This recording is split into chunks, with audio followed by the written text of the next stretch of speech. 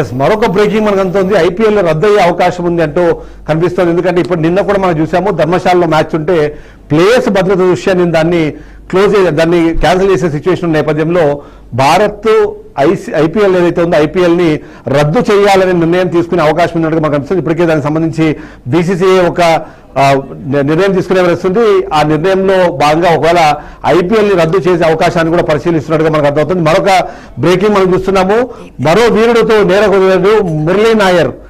అనంతపురం జిల్లా గోర్లకు సంబంధించిన వ్యక్తి నిన్న భారత్ అలాగే పాక్ యుద్ధంలో నిన్న ఆయన చనిపోయారు. రేపు కలితండాకు జవాన్ మురళీ నాయక్ మృతదేహం రాబోతోంది.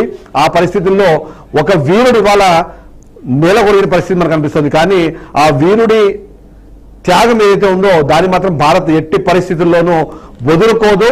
దానికి ఒకటికి రెండింతల కక్ష తీసుకుంటుంది. ఖచ్చితంగా చెప్పాల్సిన అవసరం మనకు అనిపిస్తుంది. ఎందుకంటే పాకిస్తాన్ భారత్ మీద యుద్ధం పేరుతో భారతీయులను టార్గెట్ చేస్తోంది. అదేవిధంగానే భారత్ సంబంధించిన ఆర్మీ పోస్టులను టార్గెట్ చేస్తున్న నేపథ్యంలో మనం చూస్తున్నాము.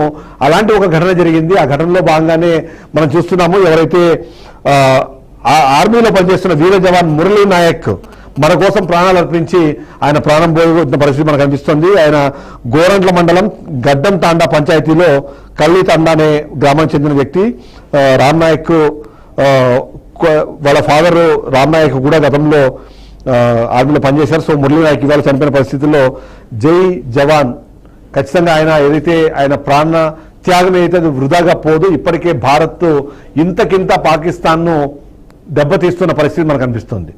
ఇక మరొక బ్రేకింగ్ మనం చూస్తున్నాం. ఐపీఎల్ రద్దు అయ్యే అవకాశం ఉన్న నేపథ్యంలో ఐపీఎల్ రద్దు చేసే ఆలోచనలో ఉన్నట్టుగా బీసీసీఐ ప్రకటన చేసే అవకాశం అయితే మనకు కనిపిస్తుంది. ఎందుకంటే ప్లేయర్స్ అన్న వాళ్ళు ఇంటర్నేషనల్ దగ్గర నుంచి చాలా మంది వస్తారు కాబట్టి అది రద్దు చేసే అవకాశం మనకు కనిపిస్తుంది. ఓవరాల్ గా చూస్తే మాత్రం ఎట్టి పరిస్థితుల్లోనూ బీసీసీఐ నిర్ణయం తీసుకుంటే భారత్కి నష్టం జరగవచ్చు. కానీ బట్ భారత్ మీద నమ్మకంతో విదేశాల నుంచి వచ్చి ఇక్కడ ఎవరైతే క్రికెట్ ఆడుతున్నారో వాళ్ళు సేఫ్ గా ఉండాలి అంటే ఇప్పుడు ఆ నిర్ణయం తీసుకోవాల్సిన అవసరం ఎంత ఉంది అనే విషయం పైన చెక్ చేస్తున్నారు. మనం చూద్దాం అసలు ఏదా నిర్ణయం ఏమొస్తుంది అన్నది. రైట్, ఇక మనం మాట్లాడుకున్నట్టు అంతకుముందు ఒక ట్వీట్ చేశారు. అంటే వీరు దేశానికి